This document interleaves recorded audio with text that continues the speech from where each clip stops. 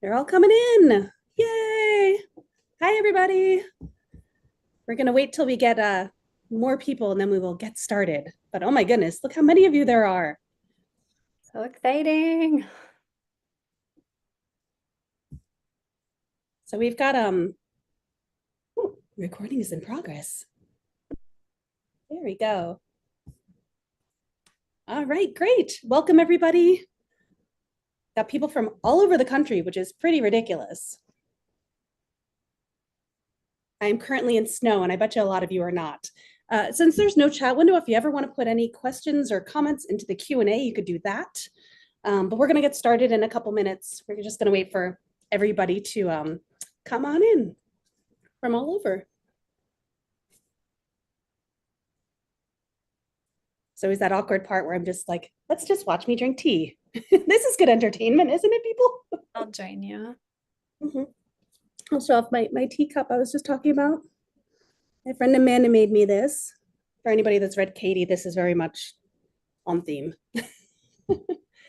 Okay, people are still coming. Wow, people are still coming in. My goodness. I hope everybody, I don't know if this is the first of the Dr. Seuss events you've done this week, but I hope you're all reading your Seuss and enjoying the many, many books. I actually was looking at a list of all the books. This is my very old copy. And oh my gosh, I did not realize that he did like over 50. Like ridiculous, amazing. Plus all the new ones, which we'll talk about that in a little bit.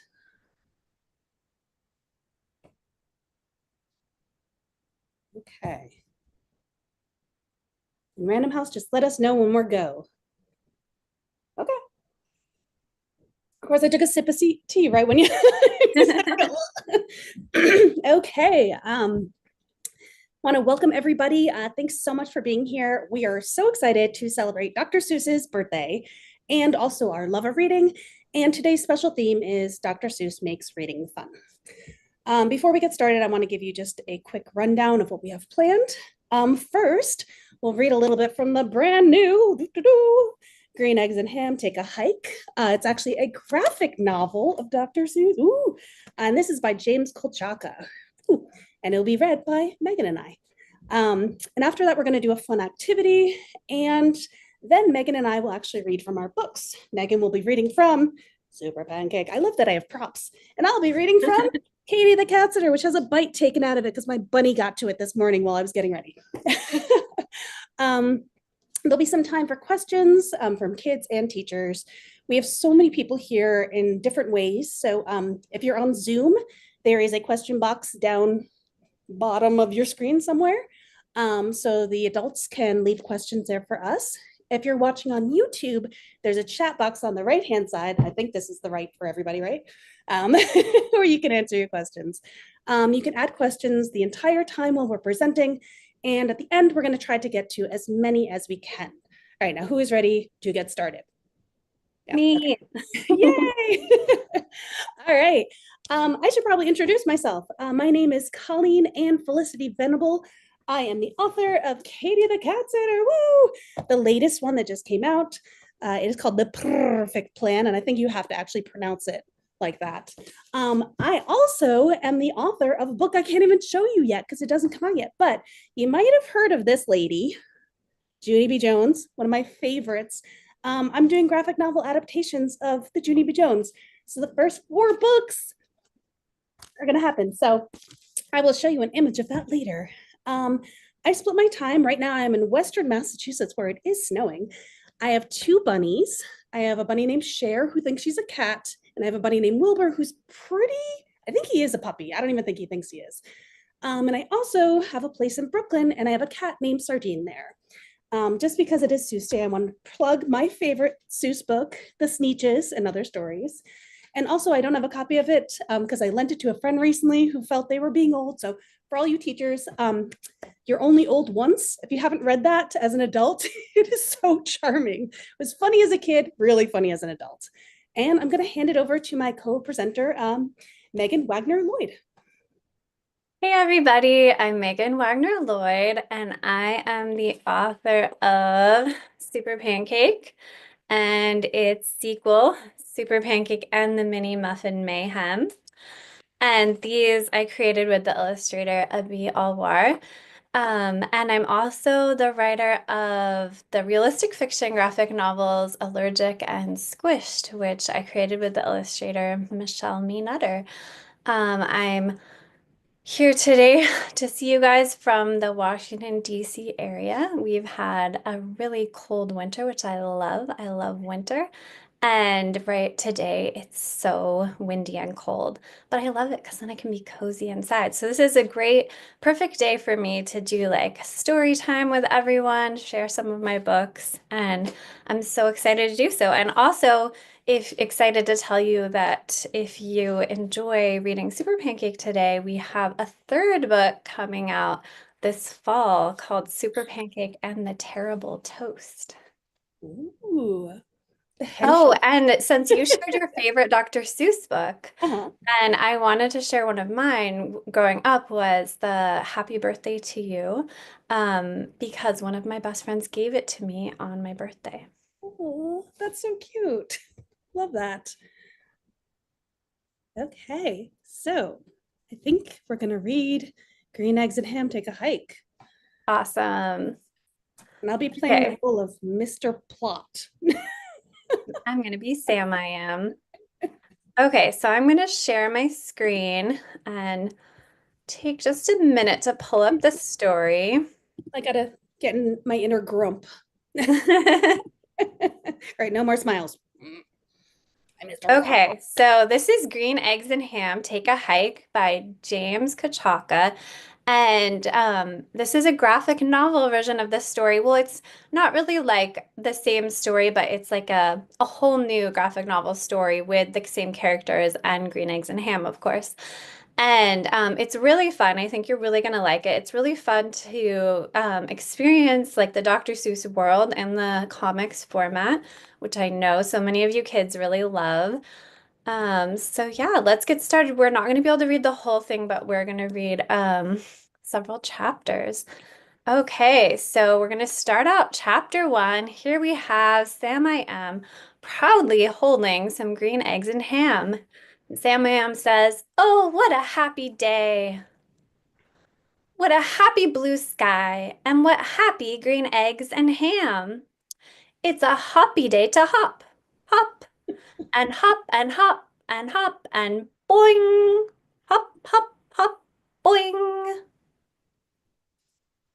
It's the perfect day to go on a hike with my friend, Mr. Plot. Let's have a picnic, Walter. Oh, tap tap. Mr. Plot and Sam I am. And look, I have green eggs and ham. Oof. Tap tap tap. I'm almost to level 12. Tap tap tap. I don't have time for silly rhymes. Tap tap tap. I think you just did one. What? Tap. No, you're the one who likes to rhyme. Walter Plot does not. I just want to stay inside and beat my game. Tap tap tap tap tap tap tap tap tap. No, no, no, we gotta go. Where are we going, Sam I am? We're going to hike up this giant mountain and have a picnic. And I really like Mr. Plot's face there. He's just like, what? We're gonna hike up a giant mountain? I was just playing video games. Like I wasn't planning on this. I feel So, like that when I go on hikes. Yeah. right? I like walks in the woods. I don't like hikes. Especially this mountain looks pretty Yeah, intimidating. right? All right. Okay, chapter two. I've never gone hiking before. What if I don't like it, Sam I am? There's only one way to find out, Mr. Plot. And that way is up. Oh, look at the pretty bird. Say, maybe I do like hiking. Puff, puff. It's a lot more relaxing than I thought it would be. I mean, hiking in a chair like that sounds great. And when someone's pushing you up the mountain in your video game chair, then that does look pretty relaxing. It's a lot more work than I thought it would be. Squeak, squeak, squeak. Could you do something about that annoying squeaky wheel? Do something. Yes. Crap. What did you do? I don't know. Chapter 3.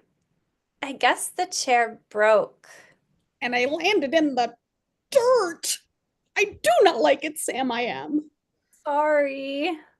Well, on the plus side, I guess this means the hike is over. Huh?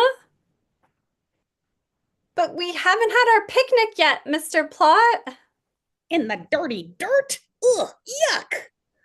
We just need to find the perfect spot. But we'll find it if we keep hiking. Come on, Mr. Plot. I couldn't take another step. You haven't taken a single step yet. Thinking the same thing, Sam. I am. Okay, I'll try it, but I won't like it. Hey, this isn't so bad. I'm actually really good at hiking, Sam. I am. Ta-da! I climbed the mountain, Sam. I am. Nice. It's 2 feet off the ground. Just a few more steps and you'll be at the top. And I do like Mr. Plot's expressions in this book. Like right there, he's like, I can't do this. Okay, chapter 4. But we already found the perfect picnic spot right here. Ooh, a bug. Wait for me, Sam. I am. Help. What's wrong? I found a bug. That's so cool. Uh, it is? I found something too. Is it hairy? I found a field of flowers. Maybe this is the perfect spot for our picnic. But there are so many bugs here. Bugs like flowers. Then I don't. Give one a sniff.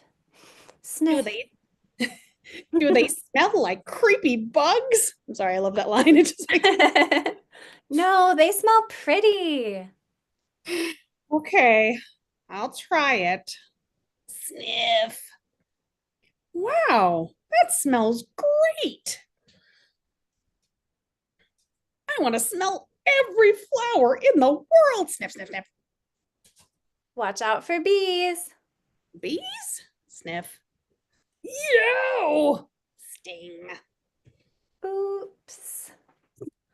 Okay, let's see. How are we doing on time? We are.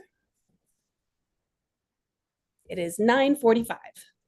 Okay, just trying to see if we can do more.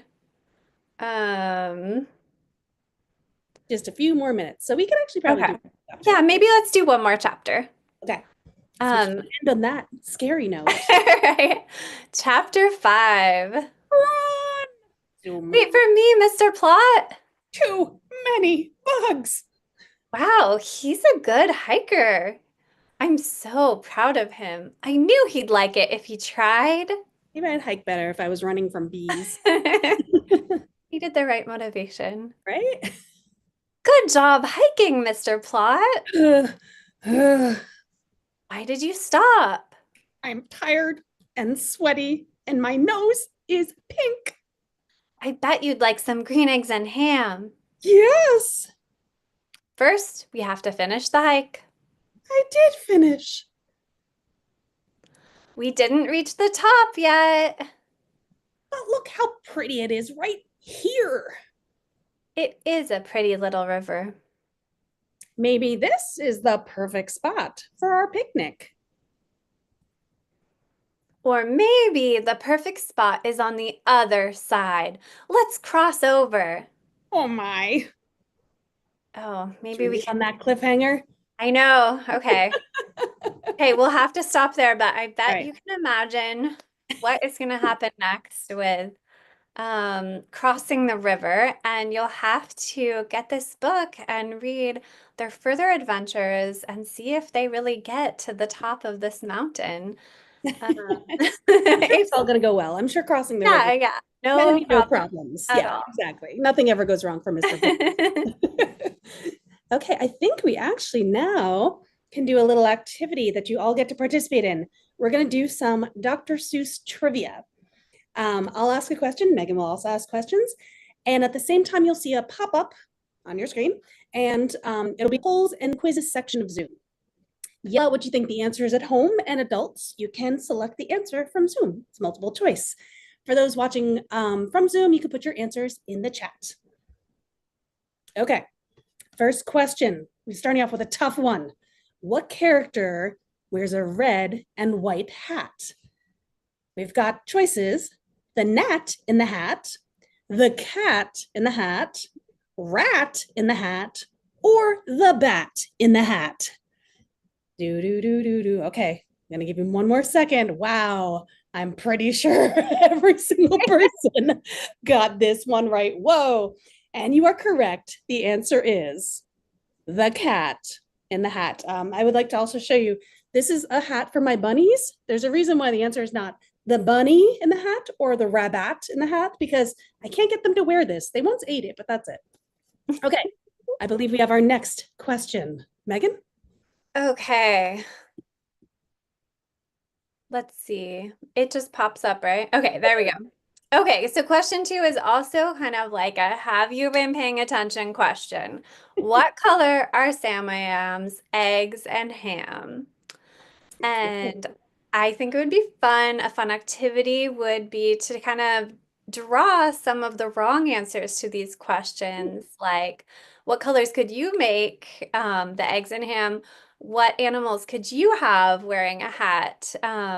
So I would love for you guys to go and use your imaginations inspired by Dr. Seuss and see what creations you could make.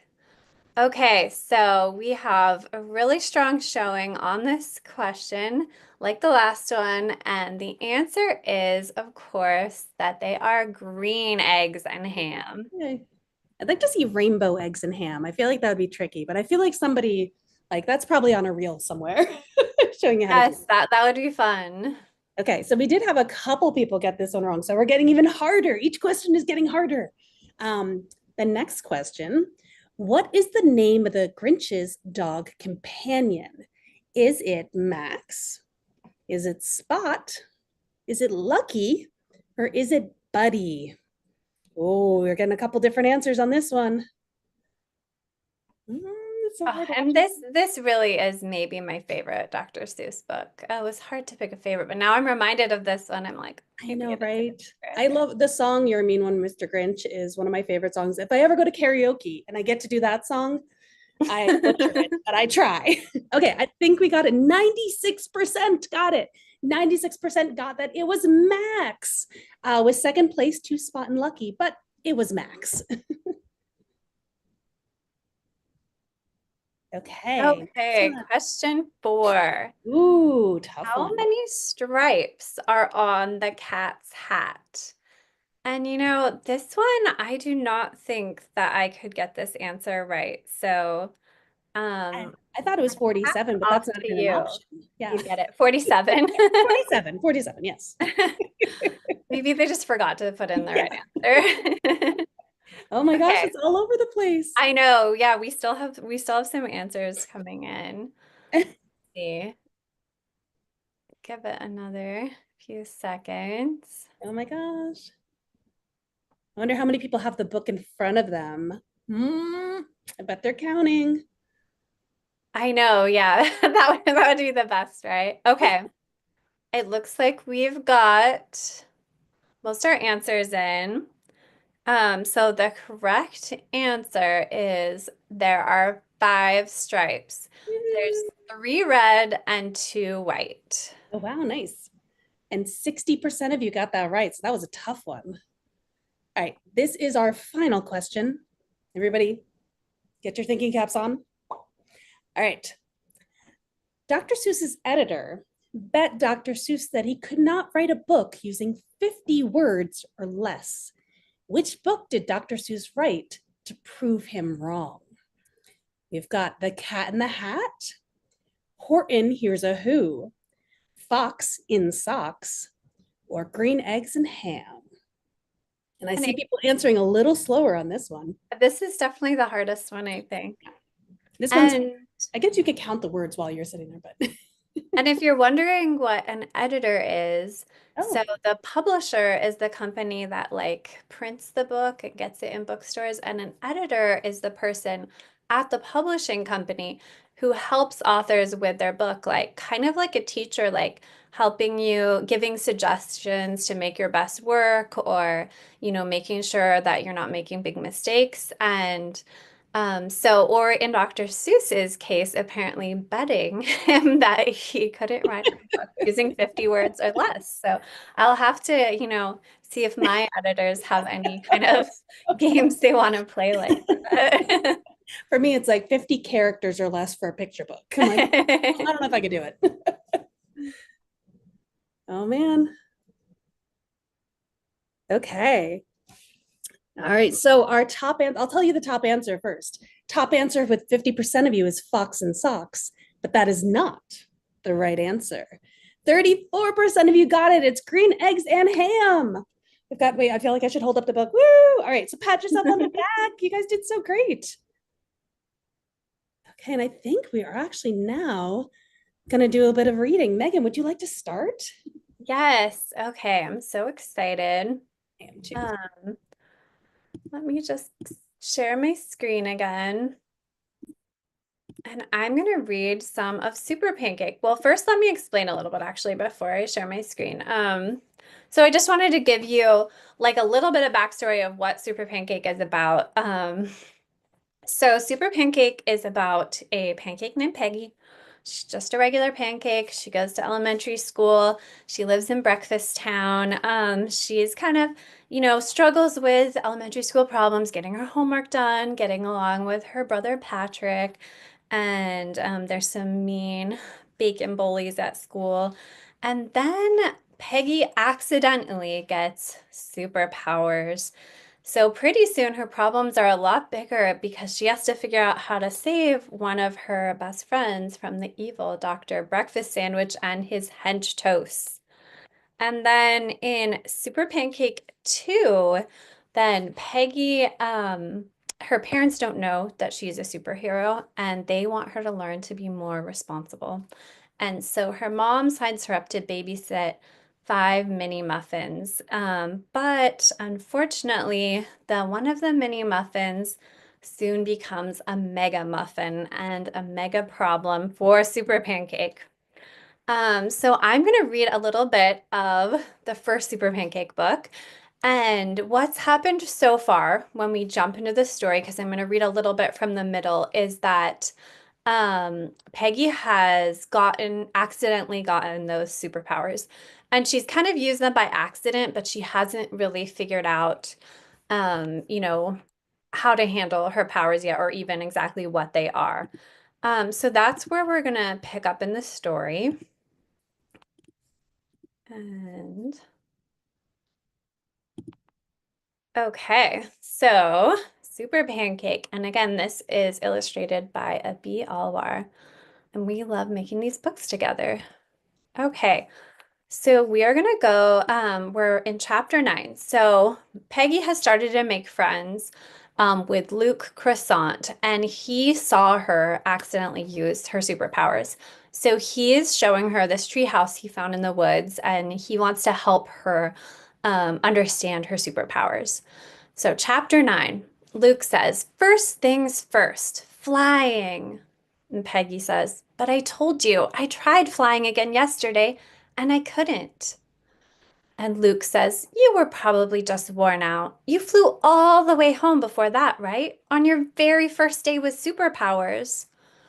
Peggy says, "Yeah, plus I always mess up in front of my parents and Patrick." And Luke is very excited. He says, "Well, you won't mess up in front of me. I believe in you. Go, Peggy." So Peggy is feeling encouraged because Luke is so enthusiastic and such an encouraging friend already. So she's getting pumped up to try. And she lifts off the ground. She's starting to fly, which is really scary. She says, "Ah!" And then she lands, kind of clumsily.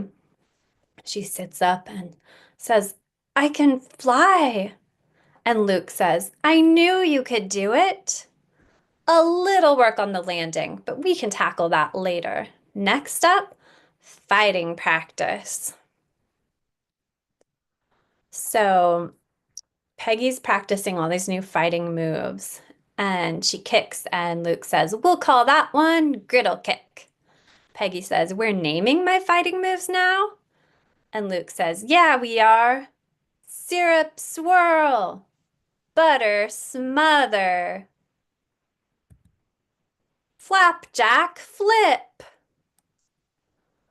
Luke says, that was amazing. And even Peggy's feeling excited. She says, was that really me? Wobble, whew, I'm not used to all this.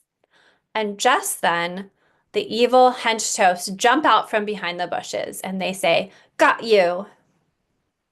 And they have been following Peggy because they saw her when she first flew. And the evil Dr. Breakfast Sandwich wants to know her secrets of flight. Chapter 10. Luke says, leave us alone. One of the hench toasts says, ha ha ha, Dr. Breakfast Sandwich is going to be so happy. And Luke whispers to Peggy, sounds like a supervillain. You know, an evil nemesis you must defeat as a superhero. You're gonna have to face lots of supervillains. A hench toast says, quiet. And the other hench toast says, what? He is. He's gonna be so happy. So Peggy starts to fight back, kick. And the hench toast says, ouch. And then Peggy battles the hench toast. Smack! But one is dragging Luke away. He says, Peggy, help! And she calls Luke. But she can't help him because the other hench toast grabs her foot and they're fighting. Peggy says, oof. But she, through using her superhero skills, is able to fight against the hench toast and get that one tied up. The hench toast says, hey, but Peggy isn't listening to him because she's noticing that the other hench toast has Luke and they're driving away in their toaster car. And so she just leaves and the tied up hench toast says, come back, you can't leave me here. She'll hurt me. And Peggy is tracking the toaster car, flying, following it, flying through Breakfast Town, and she's focusing so well trying to save Luke that she runs right into the Welcome to Breakfast Town sign. Smack! And she falls to the ground. Splat! And I do really love Bia's illustration here. I love when Peggy is like flat on the ground, like flat as a pancake. So meanwhile, we go to Dr. Breakfast Sandwich, who has Professor Egg, a genius scientist who also knows the secret to flight. And it says, meanwhile, Dr. Breakfast Sandwich says, so you refuse to crack. But the hench toast comes in. We found the pancake who can fly, sir. We didn't get her, but we got her friend. Dr. Breakfast Sandwich says, a friend, I've heard of those. Let's see if this so-called friend comes to your rescue, and we'll find out all your flying secrets from her. Chapter 11. So Peggy wakes up finally because it begins to rain, pitter patter, and she's so confused because she's run into this big sign and she thinks, whoa, whoa, what's going on? Blink, blink. Must have hit my head. Then she thinks Luke, and then it all comes back to her how Luke was captured by the hench toast and how she lost track of him. And she says, Luke. Okay, so that's the end of what I have to read today. You will have to read Super Pancake to find out how does Peggy rescue Luke and how does she really embrace her powers and become Super Pancake. Stan is my favorite. Stan the bacon boy is very bad at rhyming. Hey, thank you so much. That was awesome. I have a big affinity for pancakes. Actually, I created National Pancake Day. I don't know if you knew that. Was No, I didn't. 26. One of my claims to fame is that I accidentally invented a holiday because I liked pancakes so much. So Oh, wow. classes should all celebrate that. So I'm going to do a little reading too, and hopefully technology is going to work because it always works. Maybe. Can we all see it? Okay. So I'm going to read from the first Katie the Cat Sitter, but I just want to show you there are 4 of them, including the newest one, The Perfect Plan. And this is the cover for the new Junie B. Jones graphic novel series. Katie the Cat Sitter was with Stephanie Yu. I forgot to say that earlier. I'm such a bad co-creator. And Honey Beam is the new illustrator for the new Junie B. Jones books. We're starting off with the very first book, The Stupid Smelly Bus. So I like to do this before I start a reading just to get everybody in the mood of being a cat. On the count of 3, I want everybody to put their hands out. On the count of 3, I want everybody in all your classrooms at your homes. We're going to say meow, okay? Okay, 1, 2, 3, meow. I could hear you. I could hear you from all over. So I'm going to give you a little bit about the plot of Katie because I'm also going to start in the middle. It is the last day of school. The kids are excited. The teachers are really excited. And Katie's excited, but she's also a little sad because her best friend goes away to summer camp every year and completely leaves her behind for 2 months. She said, this year, I'm going to save up the money to go. She'll water your plants. She'll clean your apartment, anything to save up some money. The only problem is she is so bad at all these things. She has trouble carrying the groceries. She kills all her neighbors' plants, and she gives up. But luckily, one of her neighbors sees this and offers her a job, cat sitting. But it's not 1 cat, it's not 2 cats, it's 217 cats. And these are not normal cats. She starts to realize. She also realizes that her boss seems to be gone every time the biggest supervillain in the city is committing crimes. All right, so we're going to start right there. See you later, Madeline. You could give me a job. Come on, I'm a super hard worker, just until I save up enough for camp. Remind me again how many plants you've killed? Can't have a murderer on the staff. When you're 15 and want a part-time job, it's all yours. But until then, explore the city. Be a kid. I started working in my parents' shop when I was 10. I don't wish that on anyone. But butts are for horses. Okay, that joke only works if you say hey. But you get my point. Enjoy the summer. Ooh, a note. To Katie, the cat whisperer. I know you've been looking for a job. I might be able to help. Sincerely, Miss Lang in 5B. There she is at 5B getting ready to knock in. Ah, there you are. I'm so glad. Tonight I'll be working till midnight. I'm actually running a bit late already. How does $25 an hour sound? Okay, $30. For what? Goodness, got ahead of myself. I need a cat sitter. Mrs. Piper let you have 2 cats? Wrong and wrong. Mrs. Piper does no end. It's more than 2 cats. Please come in. Miles, Gracie, Admiral Dewey, get our guests some refreshments. I love Katie's face there with the big hard eyes. How many are there? Just 217. 217? Sadly, New York City apartments just don't fit 218 cats. Well, that I need the drum. But it's the worst joke. It's so bad. Ooh, refreshments, ottomans, so fancy. You train them to fetch? Training a cat to fetch is easy. Jolie, we need another house key. Clap, clap. Jolie, no hacking the Pentagon tonight. Is that cat using a computer? Teaching a cat to hit a few keys is easy. Smooch will show you how to use the remote. Just no scary movies. Oslo gets nightmares. Is Cash okay? Sure. But what do we have to do? Feed them? Clean the litter boxes? How many litter boxes are there? Litter boxes, no. They don't use those. Meow. Meow. Oh, good, it's done. Everything in my apartment locks and unlocks by fingerprint scanner. So here's your key.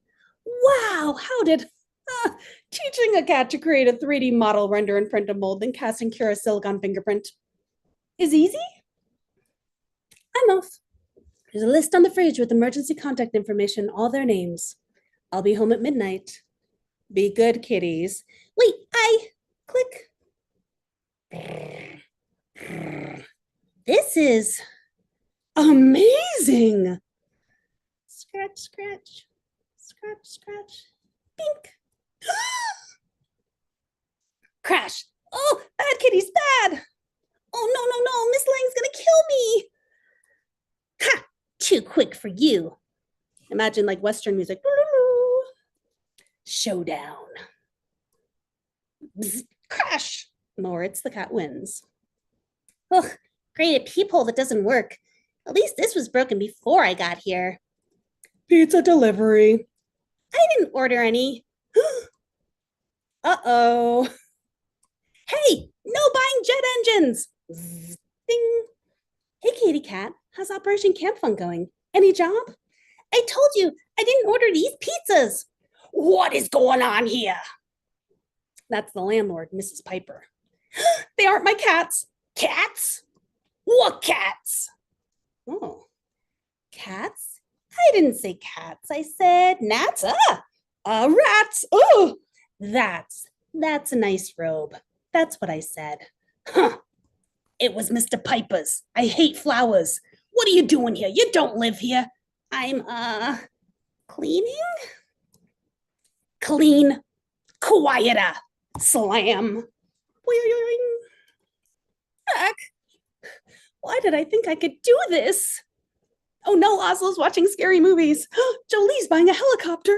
Why did I think I could do anything? Ugh, anchovies, because cats bought it. I'm never watching a cute cat video again. You hear that, cats? You ruined the internet. Oh, Oslo, go watch. 9 minutes till I get fired. Again. But Bethany and Jess are melting s'mores right now and forgetting all about me. At least things can't get any worse. Fun fact, you should never say that line out loud because you know what happens? Things get worse. And I think that's about all time we have. So all the cats are now missing. And we actually have some time for questions. So if you haven't put them in the chat or in the Q&A yet, put them in the Q&A. Questions for either one of us, questions about Dr. Seuss. We may be able to answer them. We'll try. But yeah, I think that's some questions. All right. Megan, do you answer the first one first? Yeah, okay. Growing up, who inspired your love of reading and writing? For like chapter books, then my favorite book was Charlotte's Web. I also really loved the Ramona Quimby series and the Calvin and Hobbes comics. And I realized I just jumped right to books because I feel like that's what really inspired me most of all. But also, a lot of teachers really supported my reading and writing, and that inspired me as well. Hey, I used to, my parents both worked long hours, so I used to go to the library every day after school for 4 hours. And I'm so sorry to those librarians because I was very hyper. But they found some book series that I fell in love with, like Amelia Bedelia, and I loved Roald Dahl. And then in school, there was a teacher named Mrs. Groden. Mrs. Groden was the first person who told me that authors weren't all dead. I assumed they'd all been dead for 100 years and these books just existed. She actually encouraged me to write. And I thank Mrs. Groden for giving me the idea that maybe one day I could be a writer. Okay, we got some more Love that. questions. Okay, let's see. Are you working on any new books? Oh, well, I Uh, will say that. Oh, sorry. yeah, you go first. Well, I already said Junie B. Jones. Woo-hoo. I've already written 4 of them. So there's going to be a few coming up. So, and I also finished Katie book 5. And I might have even finished Katie book 6. So there's a bunch more coming. That sounds amazing. That's the kind of funny thing because we're both writers who work with illustrators. So we always finish the writing part like a long time before the book comes out. because, like I said, Super Pancake 3 is coming out in the fall, but I also finished writing Super Pancake 4. And right now, lately, I've been working on some picture book ideas and Ooh, also working on another realistic fiction graphic novel. nice. All right. What are some good ones? Oh, do you plan before you write? What does your process look like? This is from Mrs. Stouffer's third grade class in Florida. But it is not snowing there. Okay, for me, then I do plan before I write, especially for writing graphic novels. Then I always write an outline before. And remember, we talked about what an editor is, the publisher, so the person I'm working with to make the book the best it can be. And I'll write an outline where I'm like planning everything that's going to happen in the book. And then the editor will read it and we'll talk about, how to make that strong before I even start writing the graphic novel. What about you, Colleen? I'm a little bit in the middle, so I always know the beginning. I always know the ending, and I have no idea what happens in the middle. So I start writing and kind of have like some notes of where I want to go. I also have a massive spreadsheet, especially for Katie, of all the different cats and where they have appeared in every single book. And I'm determined to get all of those 217 cats there. So I might look at a cat and be like, okay, an animator. Can I add a little part about an animator in here? Because Olive Loaf needs to be in this book, which is the name of our animator. So I do a little bit of both. But if it wasn't for an editor, you're absolutely right. Like the editors are the magic of books that don't get as much credit as they deserve. My editor takes all that messiness and makes it into a very clean storyline. So, and actually, when you think about writing books, you think you write it once and you're done. Sometimes I had a book that went through, I think, 11 drafts before it finally was a final book.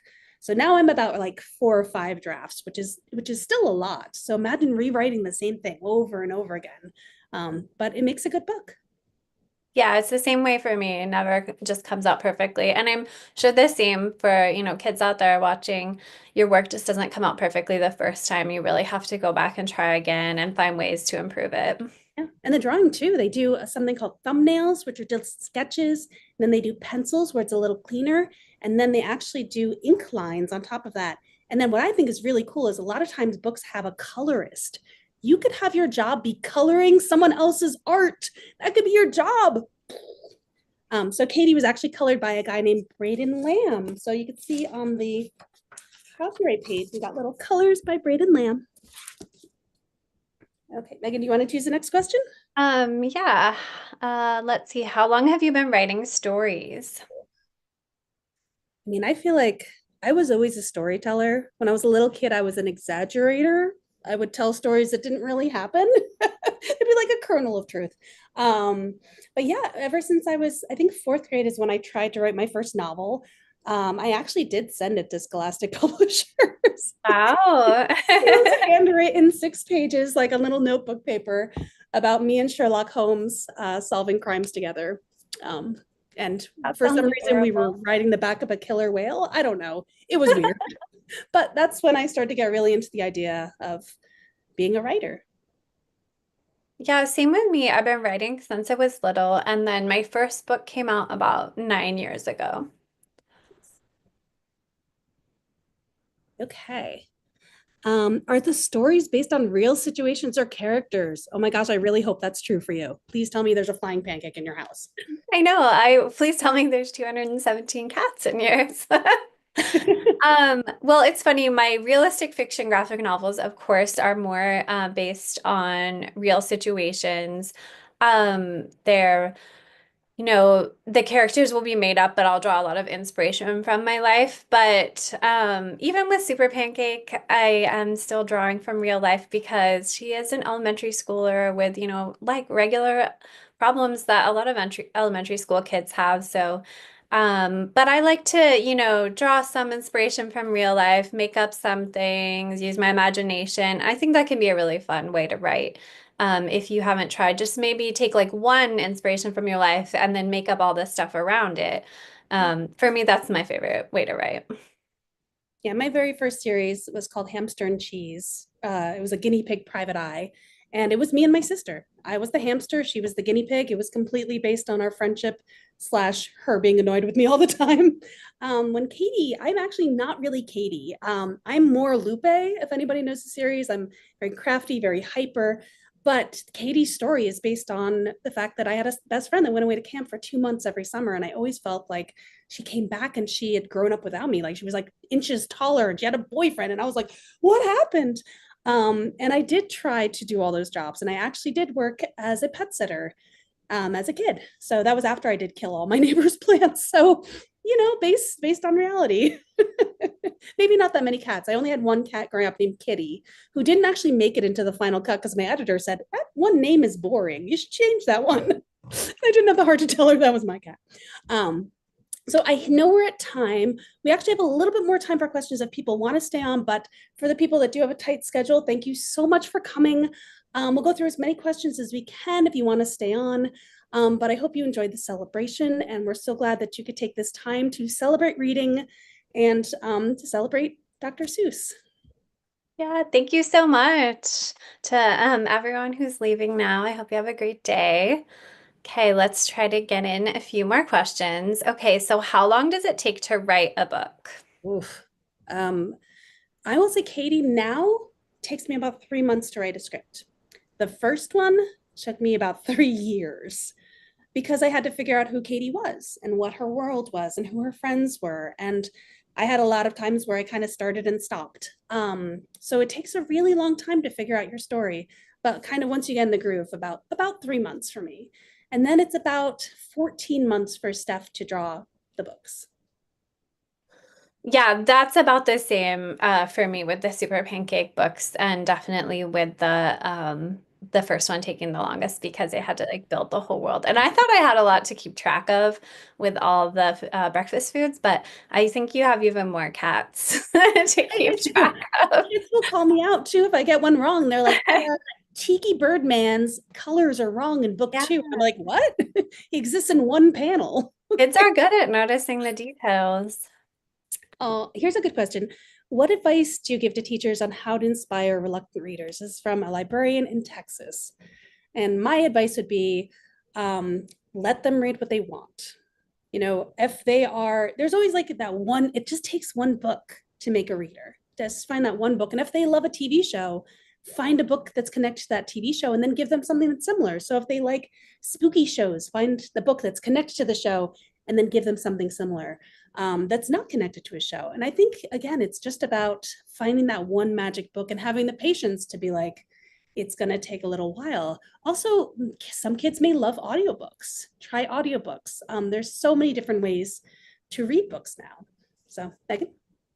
I just really second that advice. I mean, it's so great if you can get a kid interested in a series because then that just, brings so much excitement. And I think graphic novels can be really great because you can kind of dip into so many different genres.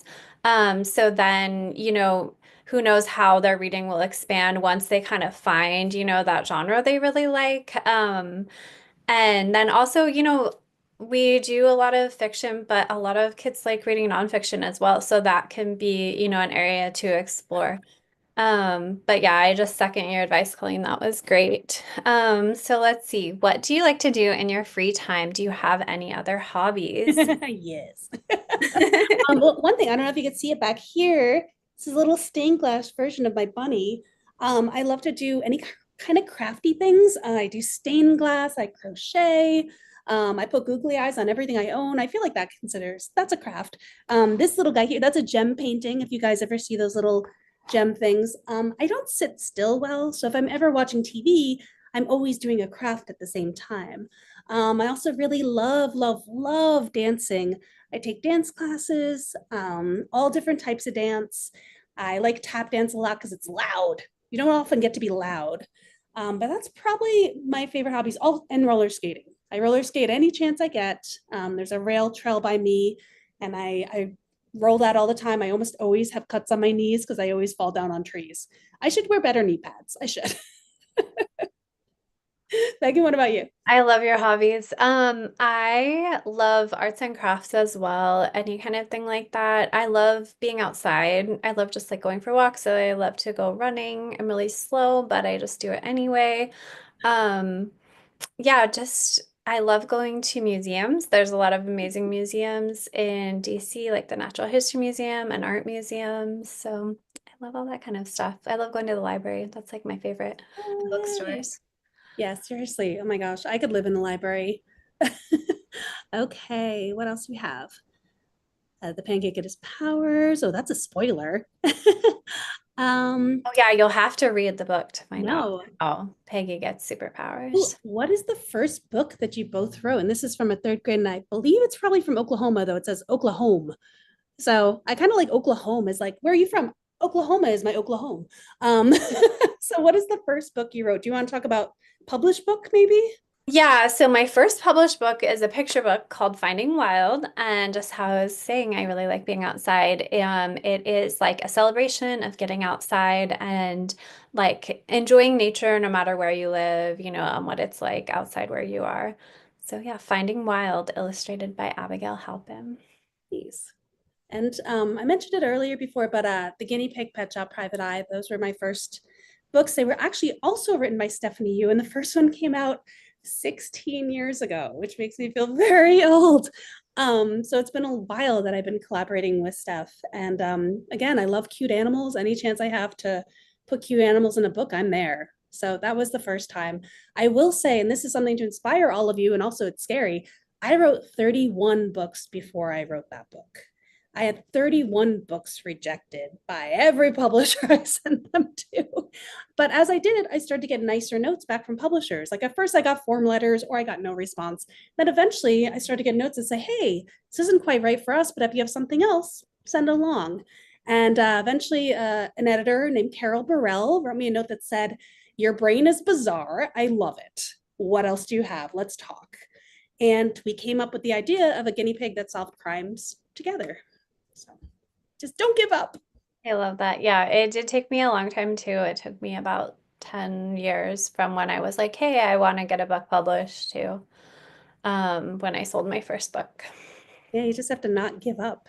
Yeah, it's hard. It's really hard. That's the hardest part of writing. The actual writing, still hard, but the hardest part is not giving up. So let's see, does it take longer to write a book or to illustrate it? And in my opinion, it takes longer to illustrate it. What do you think? Sometimes I'll take longer, but I don't think it's because it should take longer. I think for me, part of the reason it's faster to write is like some of the steps of writing, I feel like I can just do in my head, like just thinking about it and like brainstorming, imagining.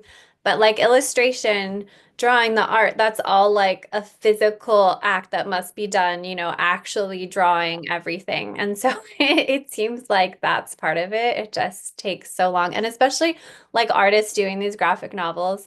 I mean, really amaze me because it is so much work if you just look at a graphic novel and think about every single little panel on the page. They have to draw all the details for all of those. It just takes so much art to make a graphic novel. Yeah, yeah, absolutely. Same. Okay, so we have a little bit of time for maybe one or two more. Where can I buy your books? Oh, you're so sweet. Anywhere from the Random House website, from your local indie bookstore. That's my favorite.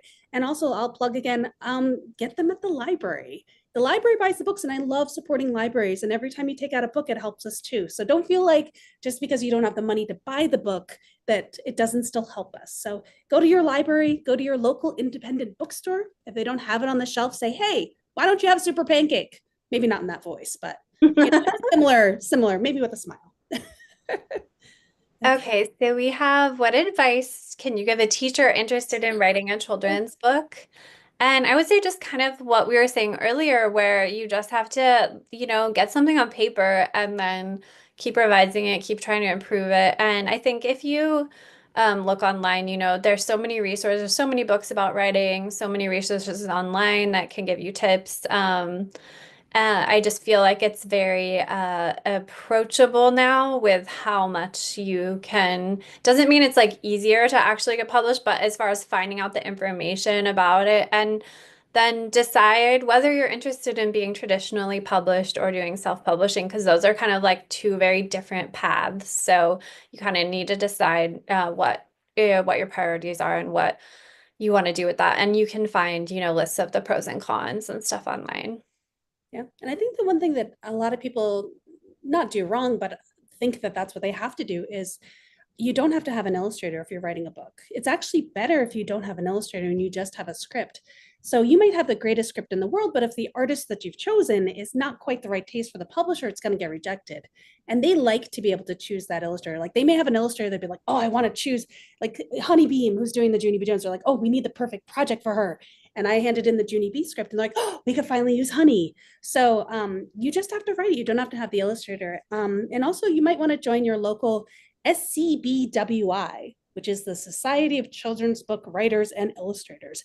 It's a mouthful, but it's a good place you can go to kind of learn more about the process of making a book. So I think we might have gotten all our questions.